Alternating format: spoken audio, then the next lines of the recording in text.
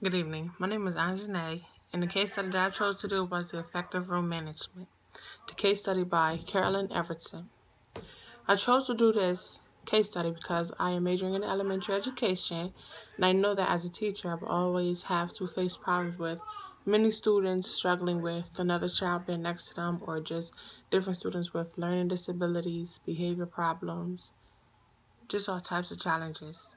There are many challenges with becoming a teacher. So the scenario that I want to choose is there were 4 kids, Robert, Letitia, Helen, and Pablo. So the problem that was with them, they all are 4th graders. They each had individual problems. And it's great to be a teacher that can meet the kids where they are and accommodate different things that needs to be done to make sure that their needs are met. So Robert, he needs to be near the chalkboard so that he can see the written materials that needs to be demonstrated or done, and he just needs help seeing. And he's also easily distracted by others, and he likes to volunteer to help the teacher, which is wonderful. Letitia, who is shy, is easily pulled off task, so that right there is already a problem just within herself. Helen is talkative. She will try to do things to get the teacher's attention, and she's a strong reader. Pablo loves science.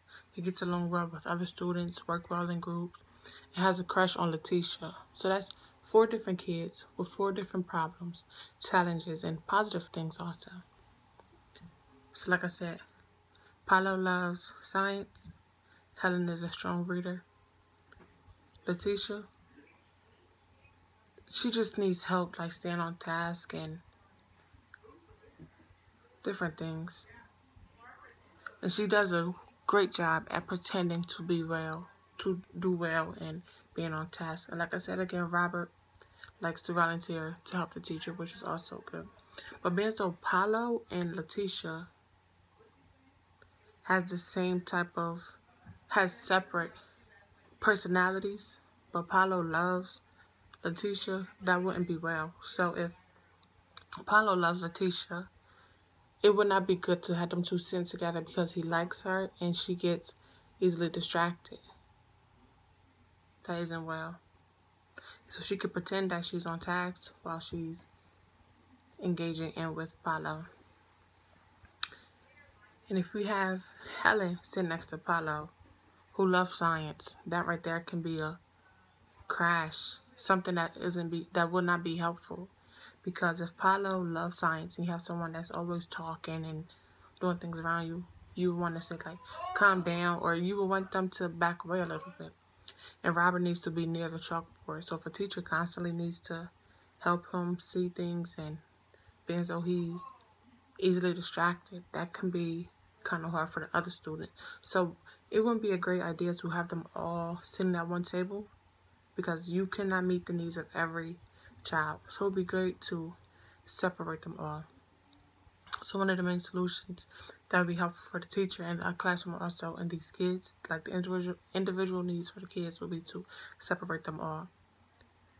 Me personally, I would not like to be at a table with someone that is distracting, likes to play around, loves attention, is shy, things like that.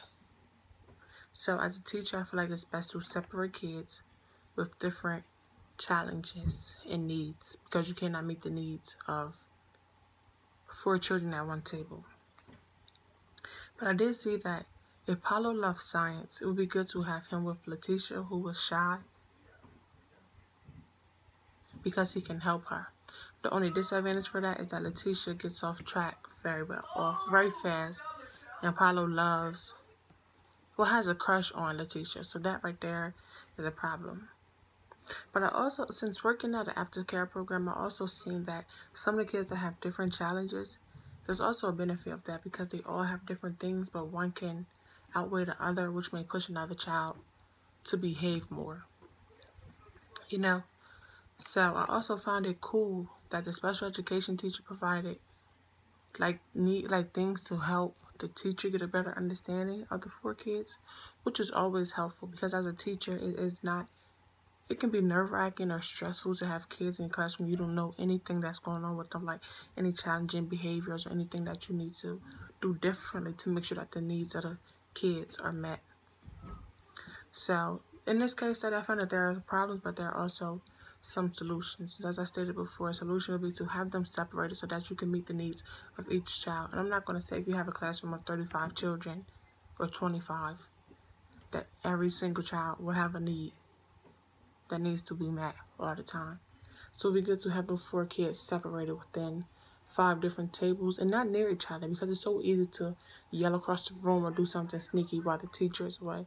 I found this case study very helpful for me as I want to become a teacher, because I know that different children have different needs, and I know that I need to do things differently to make sure that each child needs are met.